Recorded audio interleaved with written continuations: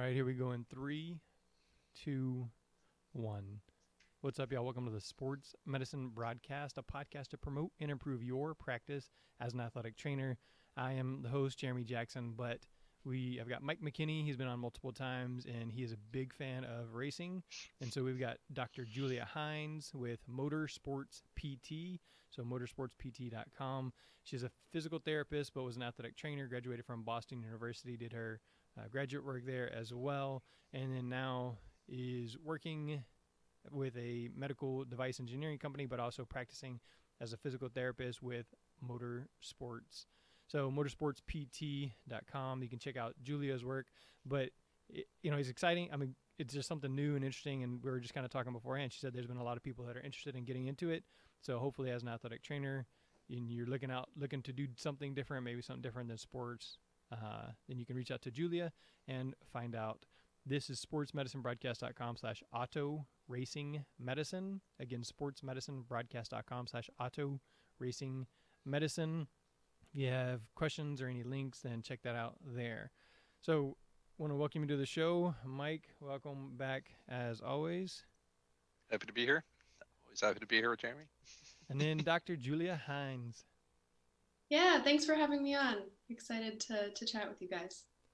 Okay, so let's start off with your athletic trainer story. You started off as an athletic trainer. You were talking about how you loved the athletic training program there at BU. So how did you get into athletic training? And then we'll kind of continue on to the motorsports. Yeah, so I actually knew nothing about athletic training kind of when I signed up for it.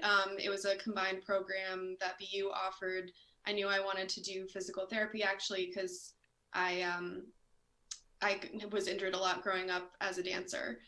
So I was exposed that way. And then I learned about athletic training through that program that BU offered, and it sounded awesome. So I decided to jump into that. And pretty much from the get-go, in the athletic training program, I was thinking about how athletic training could apply to motorsports and could apply to racing.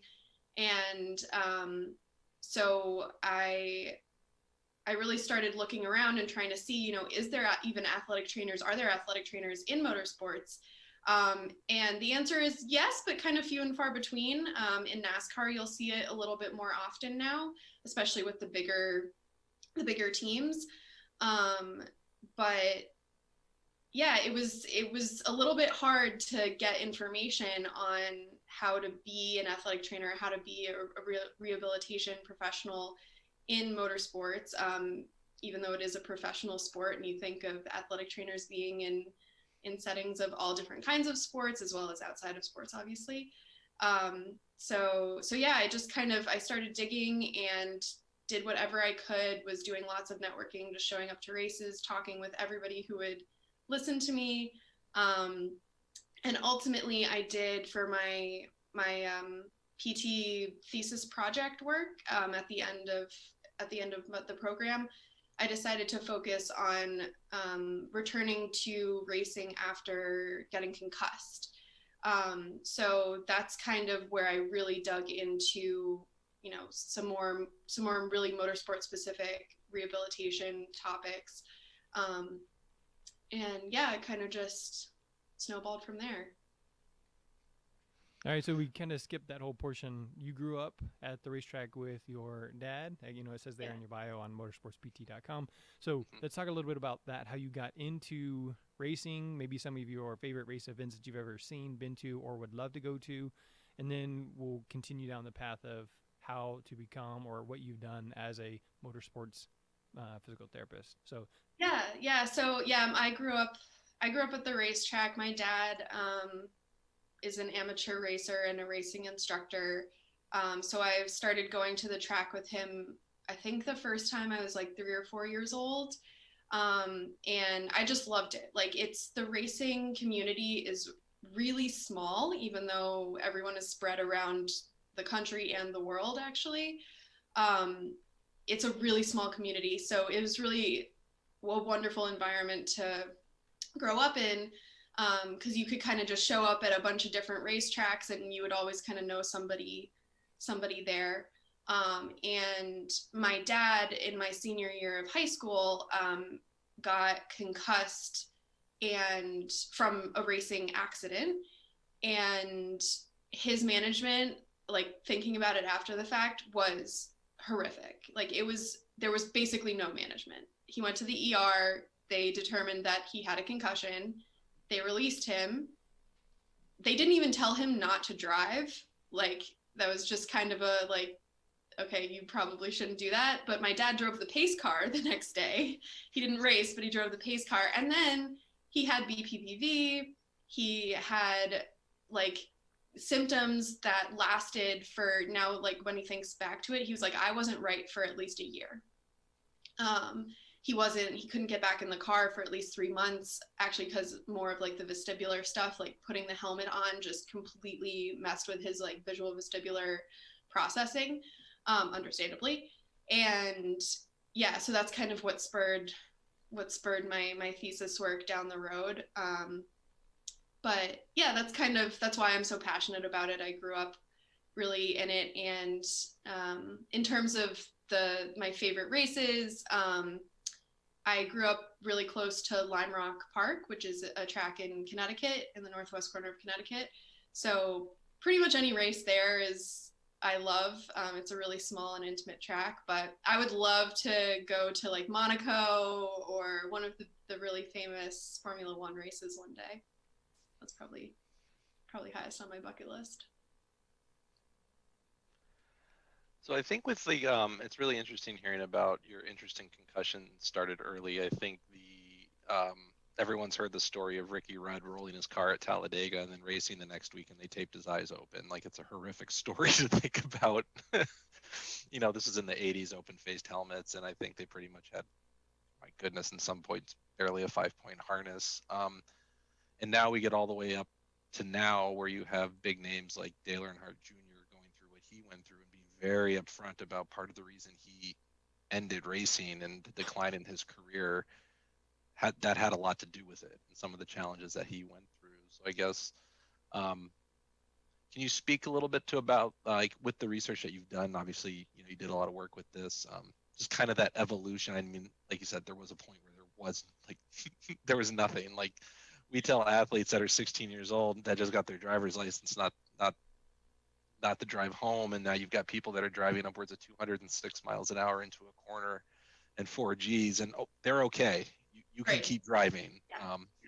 I think the helmet, but like I guess speak about like your evolution there, and like you said, BPV and things of that nature. Of again, I know it's a tough community, like with a lot of old school thinking is an understatement. And so I think just take us through that journey, because I'm sure that was still is a journey, I'm sure. Yeah, I mean, it's even in just the past like 5 years, there's been a huge strides being made in terms of the awareness of why concussion really matters in motorsports. But it's 100% that like kind of old school, like rub some dirt on it, you're fine, get back in the car kind of mentality. And it's, especially at a professional level, it is understandable to a certain extent that these athletes, like there isn't somebody else.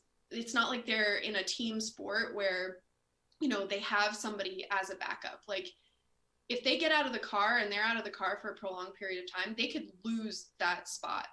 Like they could lose their funding, they could lose that ride, they could lose their job basically.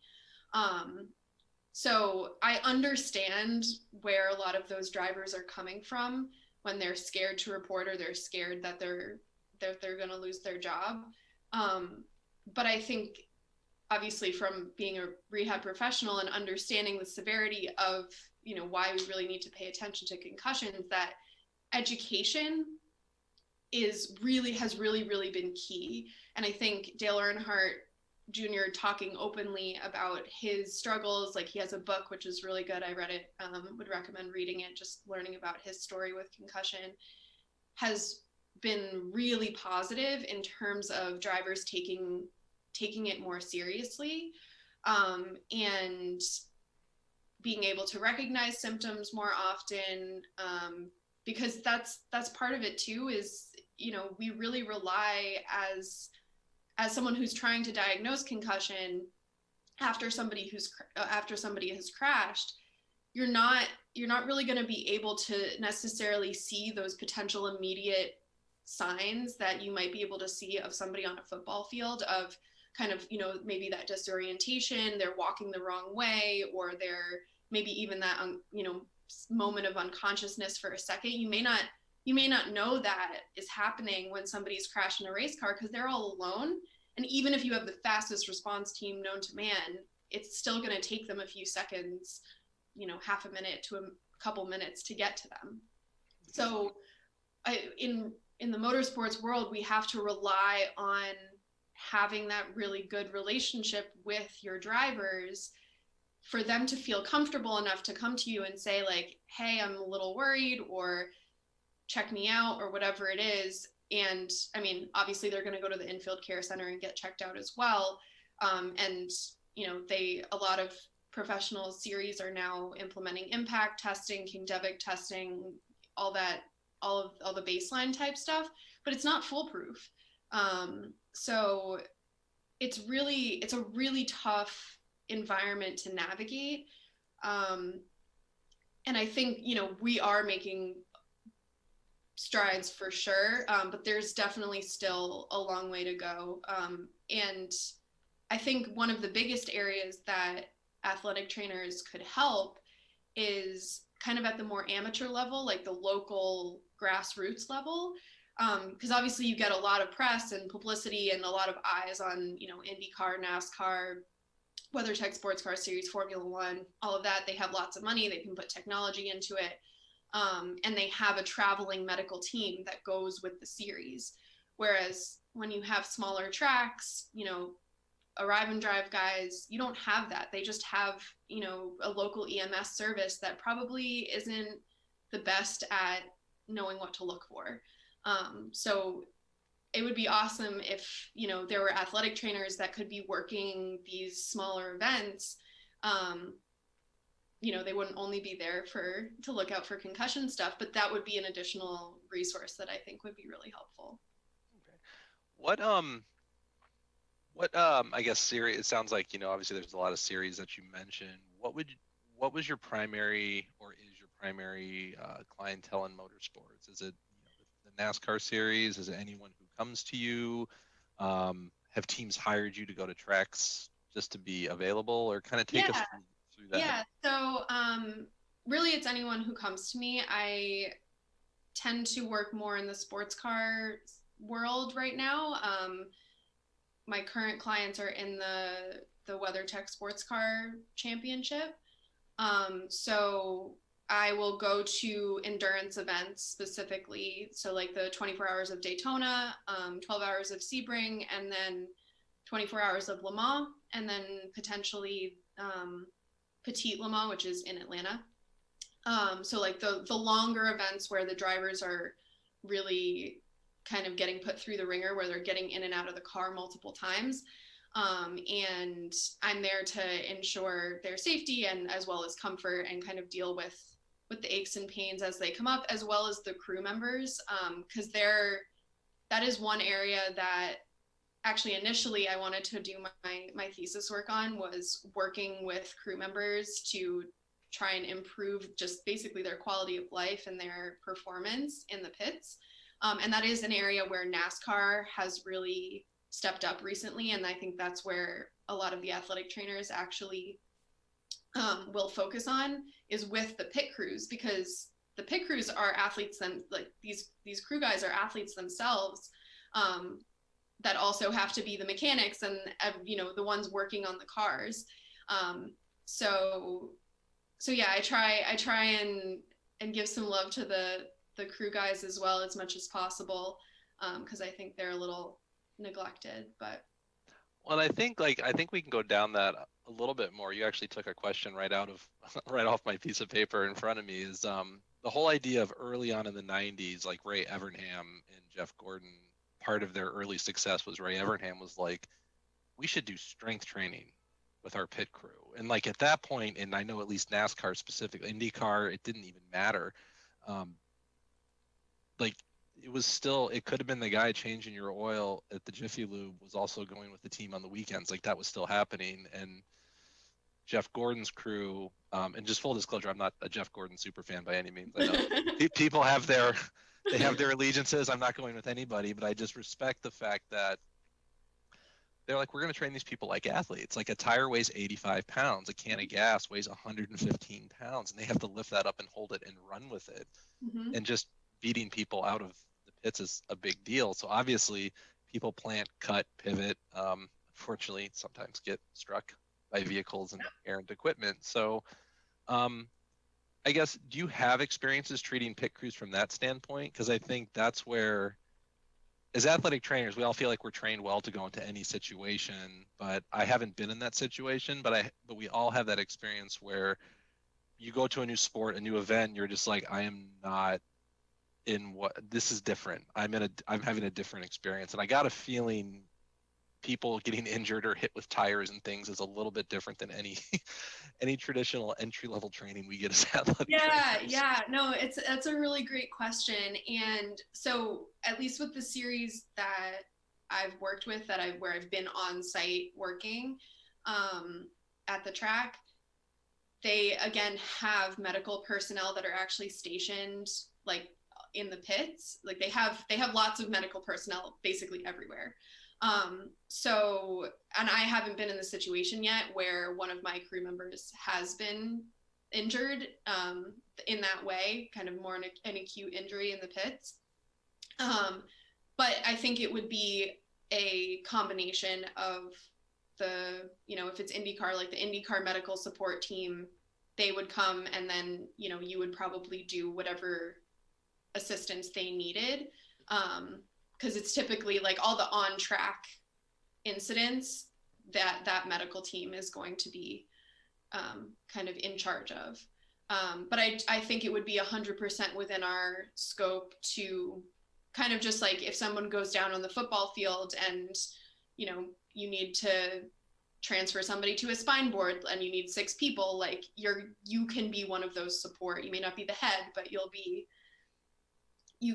I think it would be very reasonable for an athletic trainer to support in that kind of acute instance. And then obviously you're going to be doing some follow-up as well from any residual,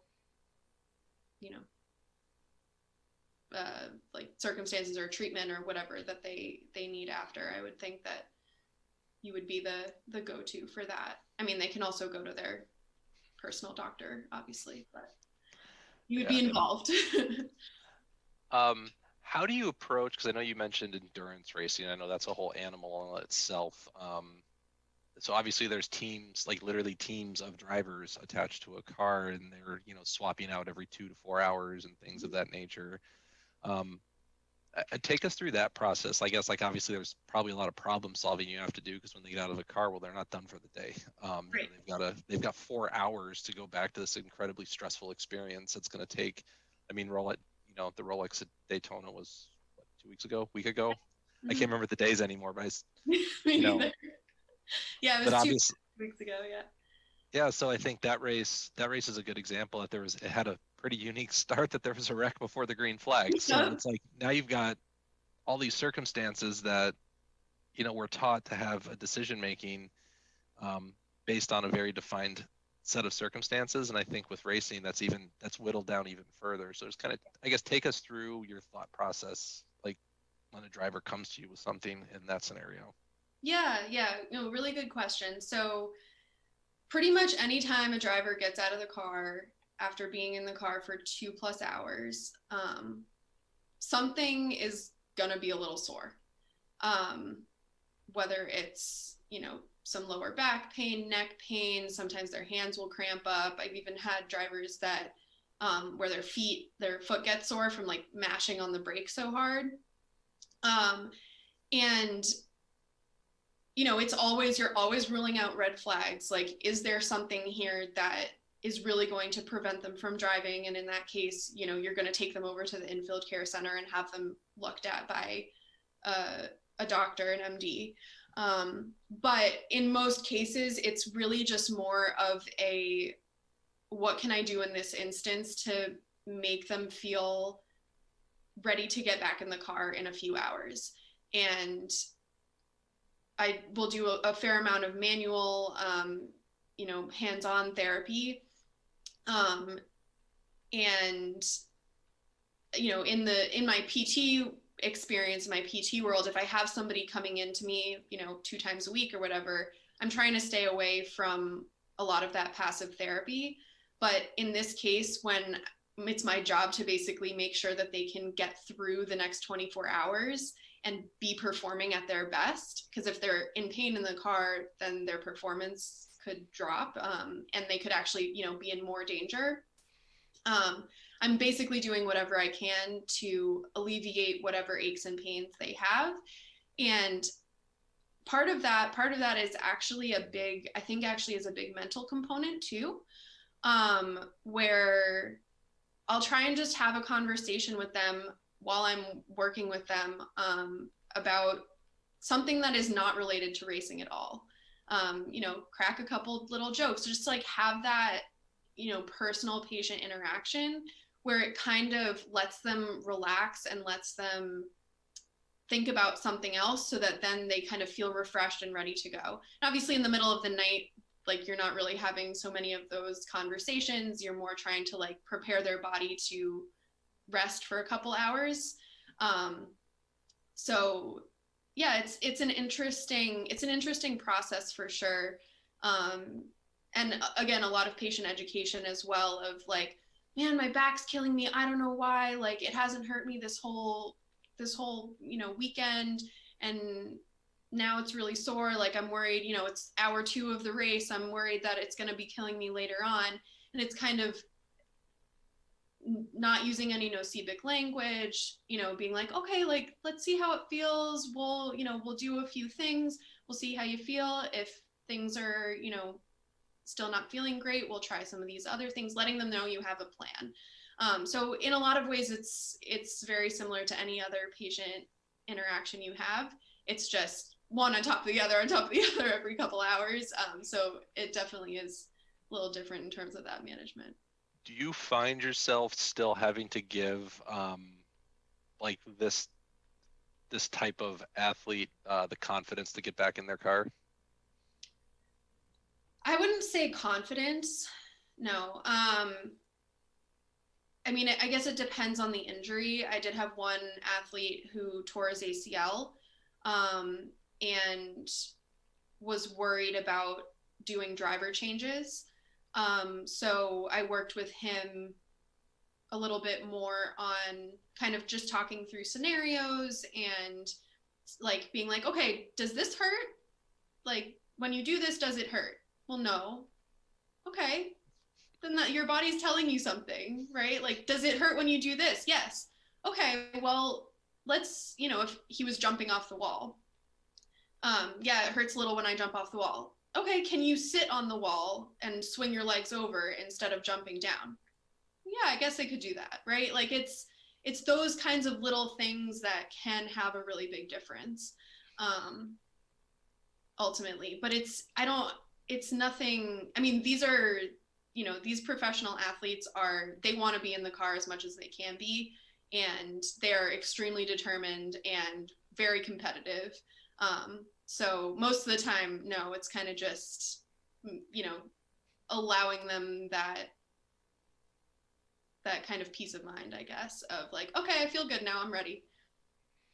What do you think is the least understood aspect of a professional motorsports driver that just your average person doesn't? I wouldn't say they don't get, because it's just a lot of people just don't follow motorsports, but like what they wouldn't understand, or just something that you would want them to know about, like the level of athlete you're dealing with. So I think exactly what you said is the biggest thing, that these are extremely high performing athletes. Like, a lot of people, I think, have that, like, oh, you're just driving a car around, like, how hard could that be? It is extremely physically taxing. There are a number of physiologic papers, or research that has come out in the past few years showing that, heart rate and respiratory rate and just overall effort are extremely high with race car drivers, especially when you add in those G forces, and there's so much happening to your body all at once when you're driving a race car, that it's unlike any other sport.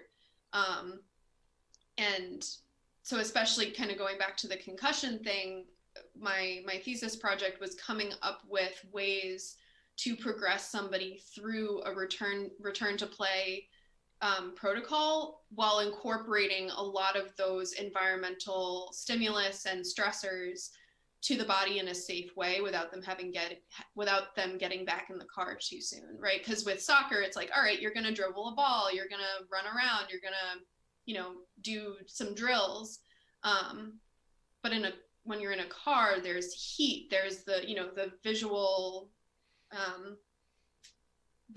like sense from wearing the helmet, there's G forces, there's, if you're on a banking, it's inclined, there's vibration, there's a ton of visual stimulus just like flowing past you at really high rates of speed. So how do you simulate that in a safe way?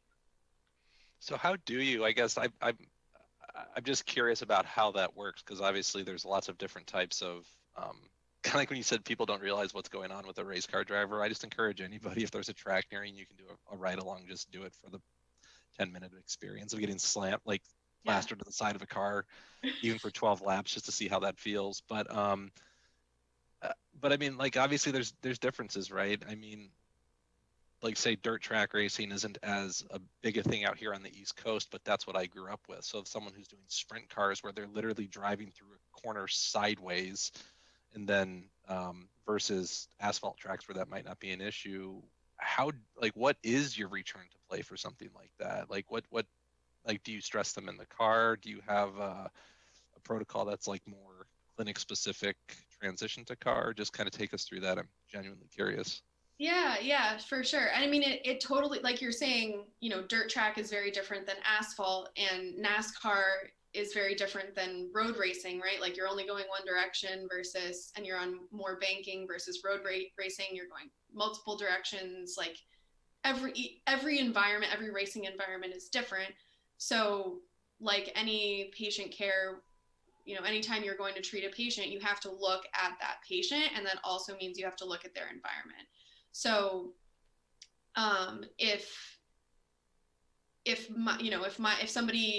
if I'm treating a driver who is post-concussion and is and I'm trying to see, how well they tolerate being in the car, and they're in a dirt environment versus a street environment, I'm going to make sure that they feel comfortable, like, kind of being at that racing position, or racing, like, the position in the car that they're at, as well as like dirt. There's going to be like pieces of dirt flying. So like, maybe you set up a couple computers and you find a couple YouTube videos of, a bunch of dirt flying past you, or whatever it is, like trying to come up with creative ways to simulate the environment, that, like, the real environment that they're in. Do you use any of the iRacing simulation stuff?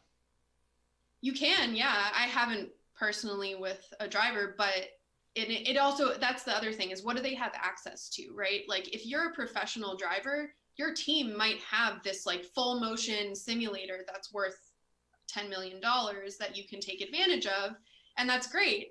But if you're a grassroots guy who has iRacing, like, you obviously can't go to the $10 million sim. So yeah, use your iRacing, or have them get in the car as a passenger, even if it's just a streetcar going to an autocross, right? Like, getting as close as you can to that without putting them in the car too soon, like kind of checking all of those boxes, and trying to stress them in similar ways, even if it isn't the real thing yet.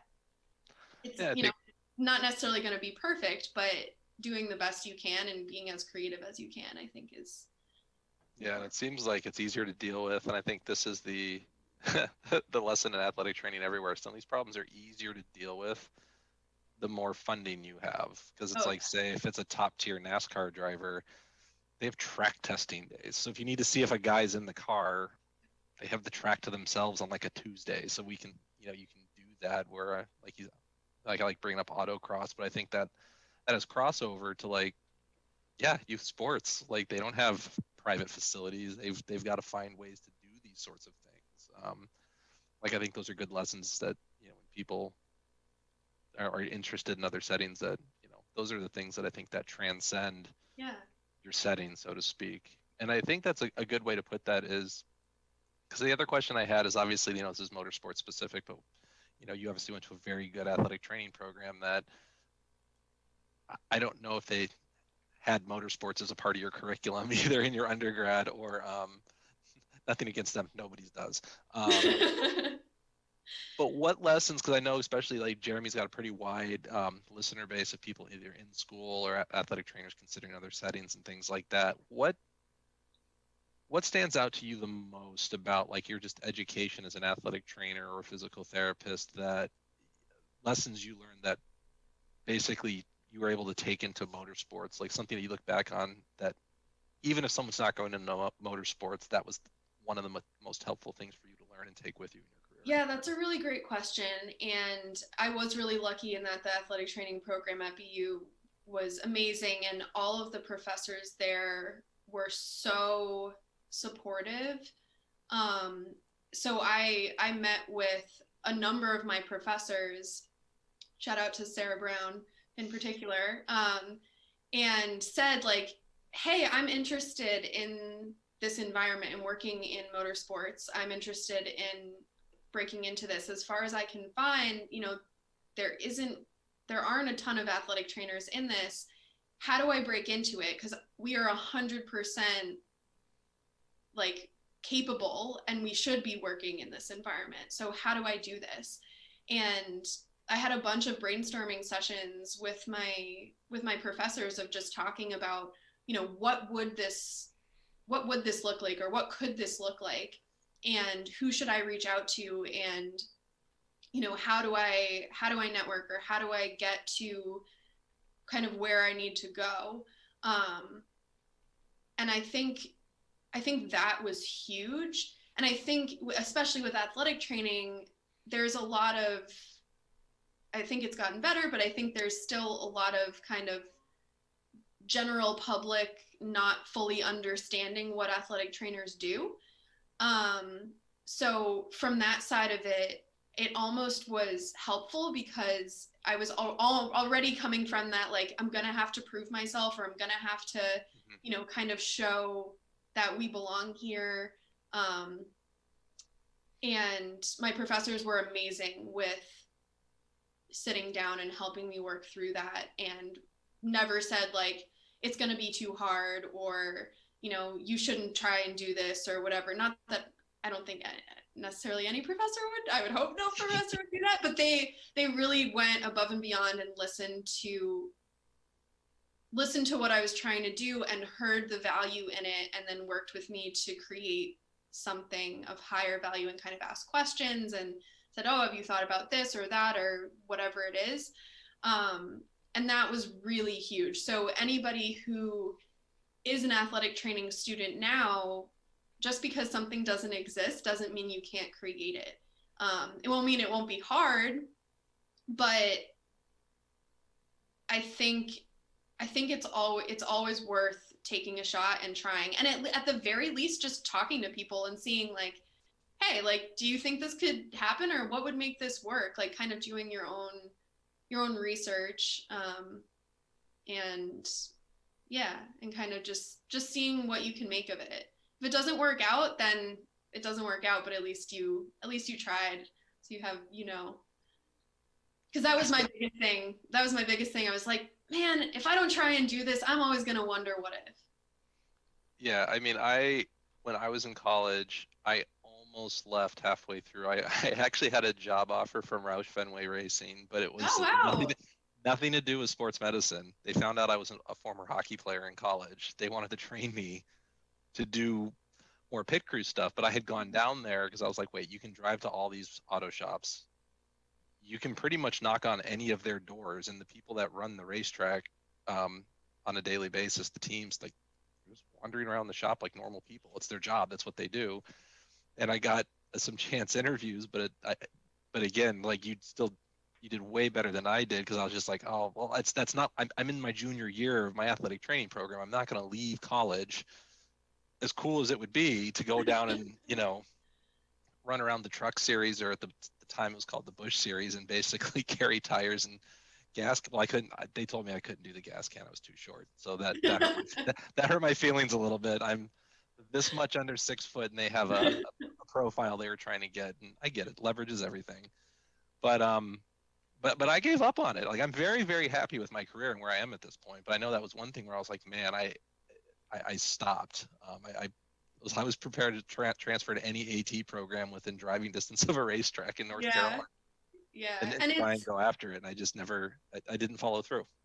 Yeah, and it's really hard. It's not easy. I mean, I networked, and when I say network, I mean I showed up to racetracks and just talked with whoever I could for 4 years before I kind of got any kind of traction.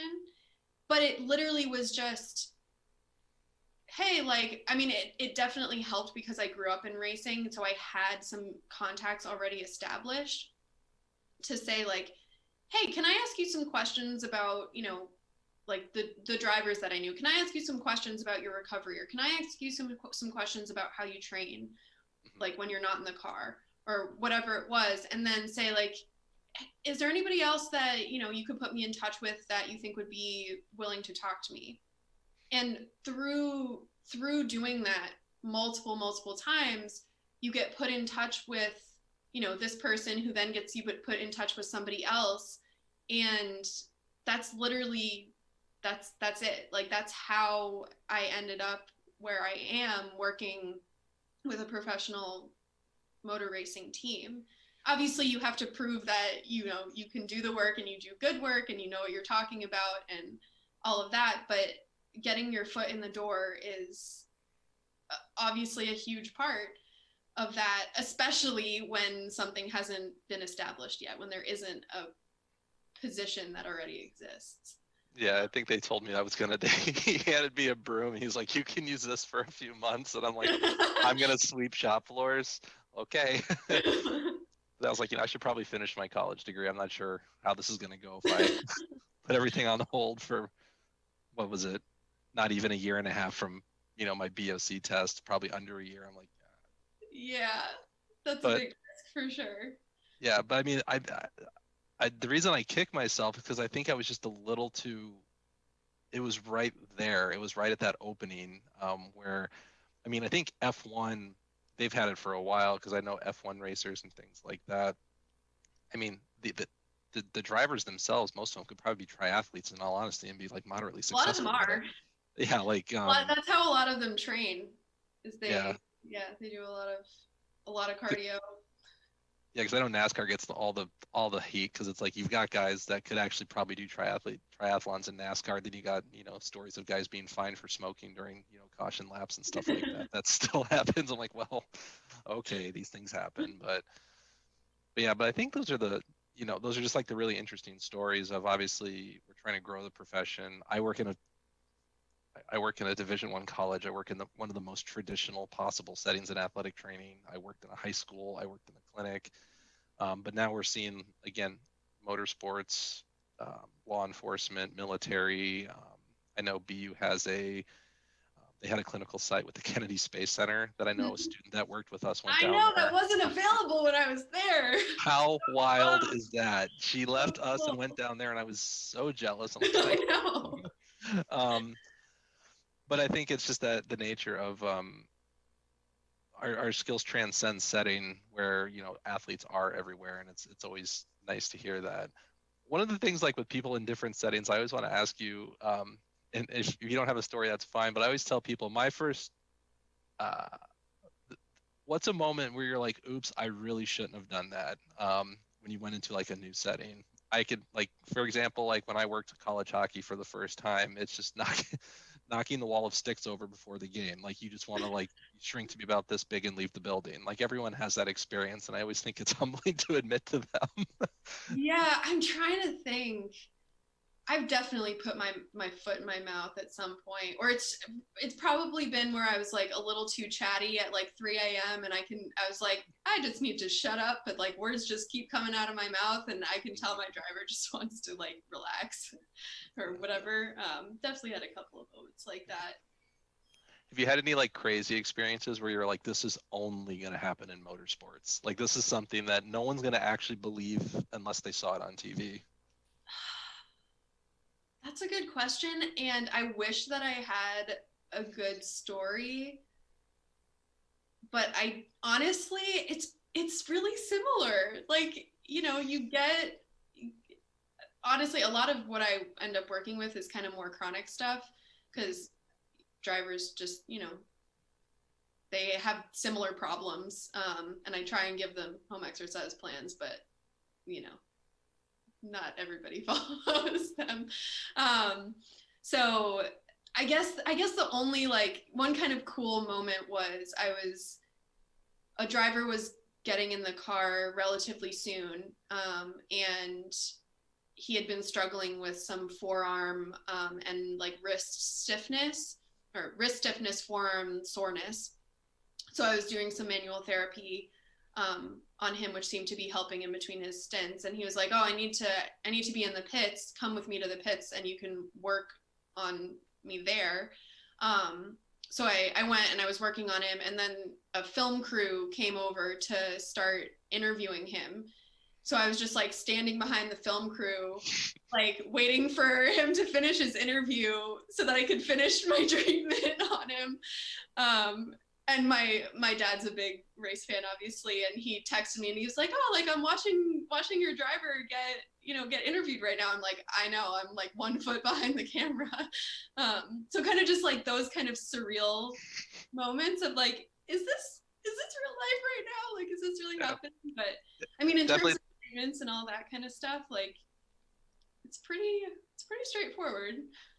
So it definitely doesn't happen in every setting, but I think if you're like getting bombed by the TV crew is definitely, I think, high on people that just work with events that are just televised. It's just the camera's in front of you. You can see your hand like handing people things. Like, Yeah.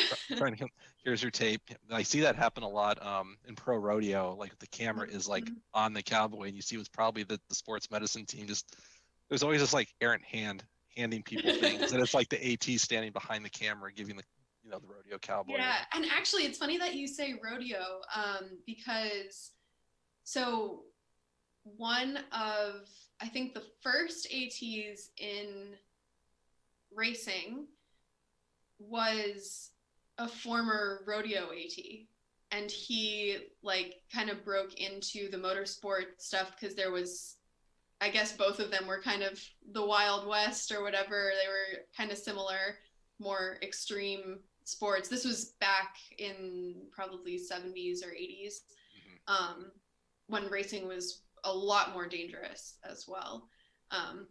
So there were probably more similarities between rodeo and motorsports then. But yeah, my mentor right out of school ran the infield care center at Pikes Peak International Raceway. Oh, cool. So how it came about was kind of like what you were saying. His skill set, he's been an athletic trainer, I mean, well, 45 years at this point, but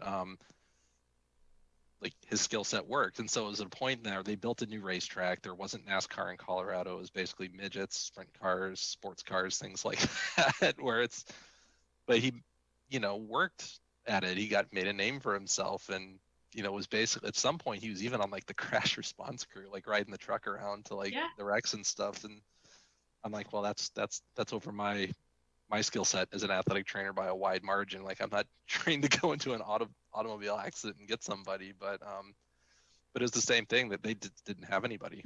Yeah, and actually, you saying that brings up another good point in that, so with those, on-site crews that are going and helping with wrecks immediately, most of them right now are firemen, EMTs, paramedics, all of those types of people. But I firmly believe that athletic trainers belong in that group as well.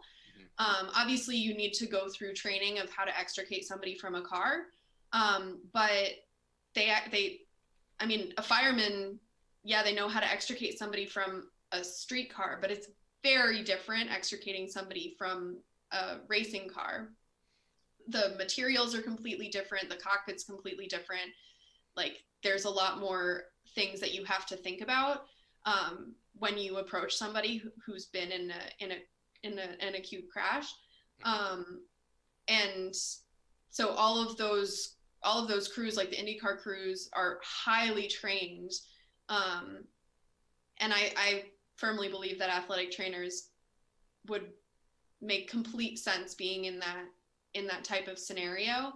I think it just hasn't been done yet. Nobody's kind of, I mean, besides your clinical instructor, no, like people, it isn't done very often, I guess, or it hasn't become a trend. And I would love to see athletic trainers in that. So if you're interested in working in motorsports and getting into the safety crew side of things, I highly encourage that. And actually, along those lines, so there's the International Council of Motorsport Sciences is this group of people who are in motorsport sciences, and they have an annual congress every year. Usually it's in Indianapolis, but it's been virtual last year, where people who have been doing research in racing or looking into medical things in racing come, give lots of presentations. And then they have a day at the end where you actually work with the IndyCar, or not work with, but you have workshops with the IndyCar safety crew, kind of learning about different car extrication techniques, dealing with acute blood loss when somebody's in a car, like all those kinds of very emergent situations. You kind of walk through all of those things, and it's awesome. So I highly recommend to anybody who's interested in that to go to that conference if you can. Jeremy, did you have any questions? Because I know it's like, obviously, I'm not new to auto racing, and I'm just talking. So I mean, I'm actually just a big fan of a number of different series. One, y'all were talking about the different scenes. So like there's the PSATs, which is the public safety, or PBATs, professional baseball, PFATs for football, that kind of thing. Is there a group or society or a classification for racing athletes? That's a good question. So I know that, like in Formula One, they have like a group of racers within Formula One at like the Drivers Association. But that's only within Formula One. And I think there's probably something similar I think it's series to series. I'm not aware of like a national racing conglomerate. All right, so if you were going to name that, what would you name it? Because like I'm thinking auto racing, so ARATs doesn't sound too good, but what would you name it, Julia? Oh man, I don't know. I would want to include, so I wouldn't just say auto, because to me that's four wheels. I feel like you should include the motorcycle drivers in that as well. So I would say motorsports, some kind of Motorsports Association of America. I don't know. Maybe that already exists. All right, we'll have to work on that one. That one doesn't roll off the tongue too. We'll no. All right, and then you said most of the injuries are chronic. What would you say is the strangest injury that you have seen or dealt with? So strange isn't interesting. So I think, one of my drivers had a neuroma in his foot that I wasn't there when it developed. But the hypothesis was that he developed this neuroma from pushing the brake pedal so hard, like multiple times for like 20 years. So I don't know how, like that was his explanation for it. I don't know whether that's legit or not. But yeah, he ended up having to get it removed and then still had some residual pain from that after. So I mean, maybe in some of those cars, the brake pedal's only that big. yeah, So yeah, it's yeah, definitely it's possible. it's not the big square that most of us have in No. cars. And I mean, they're using a lot of force when they are braking, so it's definitely plausible. I don't know that there was like direct evidence to really show the causation, but Yeah. The few times I've driven cars like that, I can assure you, like I was sore afterwards. So to do it for 20 years, it's just that's a lot of force. Especially like I said, the brake pedal target is a bit small, so when you miss it, it's a find it. It's a quick moment. that's probably I guess the strangest one. Yeah. Right. Yeah. So you guys Anything else? you guys have mentioned rodeo athletes, and that's kind of what I was thinking. You're talking about like the arrive and drive guys. So rodeo is the same way. You know, I've done a couple of podcasts about rodeo. Or I've actually volunteered at the rodeo here, and so the one of the guys at the rodeo said that they would take TheraBand and wrap it like for a hip spica instead of just using an ace wrap, and so that's something that I've actually used here. So what are some adaptations of a normal, you know, like a TheraBand or a brace or something like that that you have used that in auto racing that an athletic trainer may be able to adapt and use to benefit their athletes? Yeah, that's a good question. I haven't had to adapt too many things. I think what I've come across most often is actually things being too bulky, right? So like if somebody, you know, keeps hitting a corner of their seat and you want to put, you know, some kind of cushion there, or if you're trying to do like a wrist tape or something like that, their suits and actually their seats, like everything is so form fit that bulkier tape jobs or bulkier items really get in the way.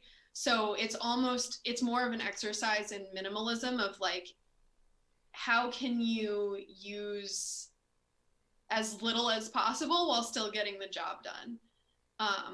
Because the last thing that you want, especially, you know, if you're doing something on their hands, is for them to be having issues in the car and not be able to turn the wheel or shift or do whatever they need to do. And they get out of the car and they're like, that was the worst session of my life. Like, you do not want that. So I always I try to take the less is more approach and say, all right, see how this feels. Make sure, one, you can really move in this.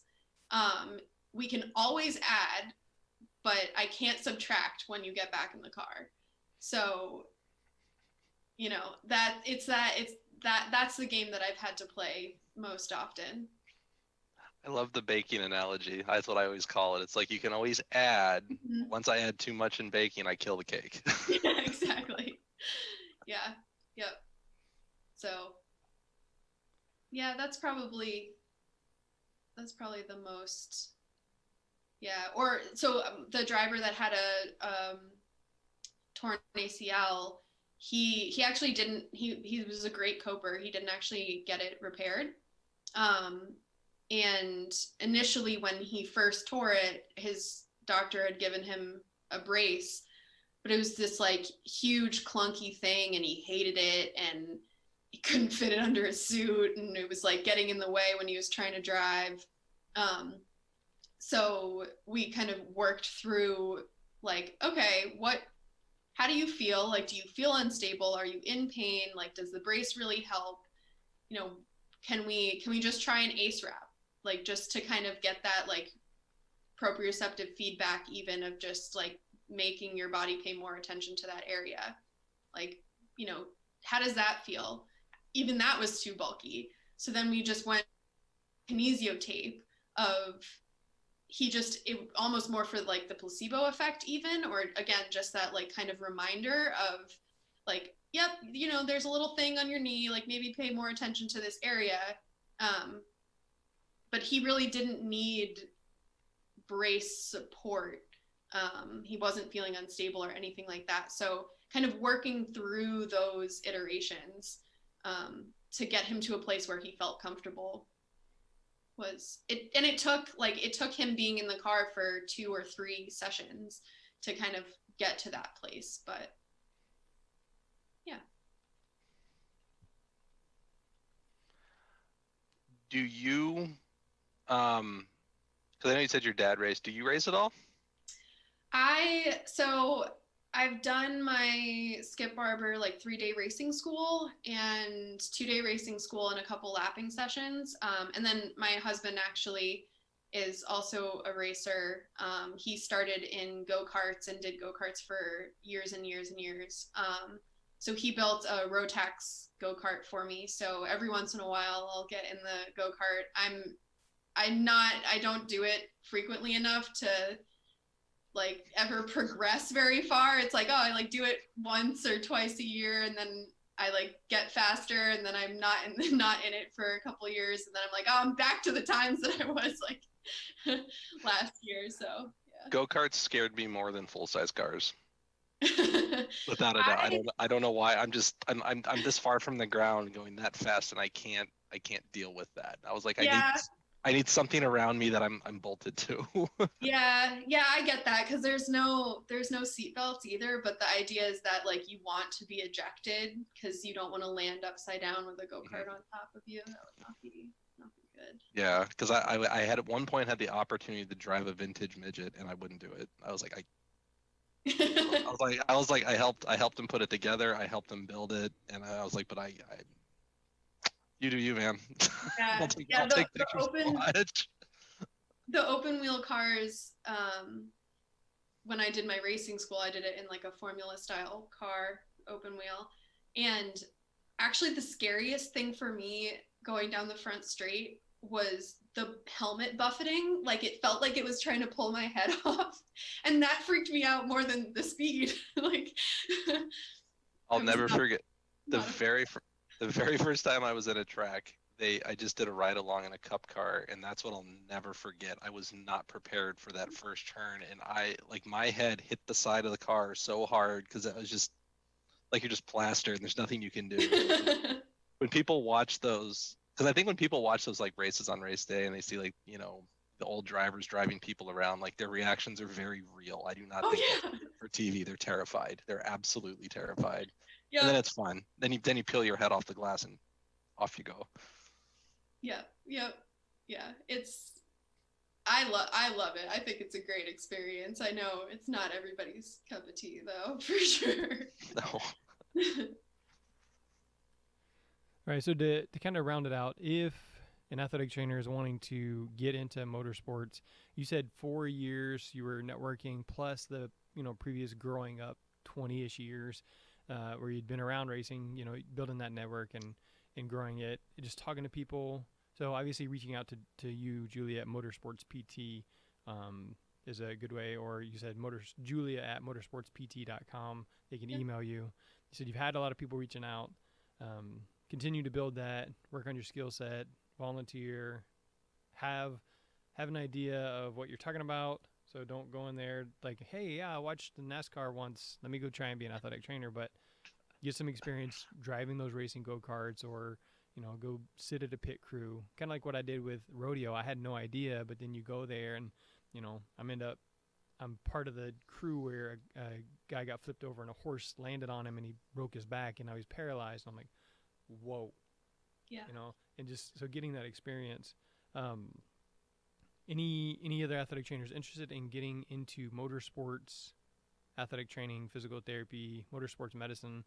Is there anything else that we haven't covered that you would say to them? Yeah, I would also say, I mean, obviously you have to network, you have to get that credibility, like get people to know you and trust you and obviously want to use your services. It's always a funding thing of, I would love to have, you know, a full program where I'm working with the crew members, I'm checking in with everybody frequently, have, you know, exercise programs for everyone, but the teams don't have the money set aside for that. But I'm also not going to offer that for free. Like, know your worth, and it's one thing if, you know, you're trying to get into something and you want to observe and you just want to kind of, you know, find out a little bit more about the environment. But also don't give your services away for free, because you're worth it. You're worth more than that. And I think it can be really hard to say no, or to kind of push for that. And that's something that I've struggled with too. It's, you know, it's a balancing act, right? You don't want to lose an opportunity, but you also need to make a living, and that's, you know, you have value in your skills.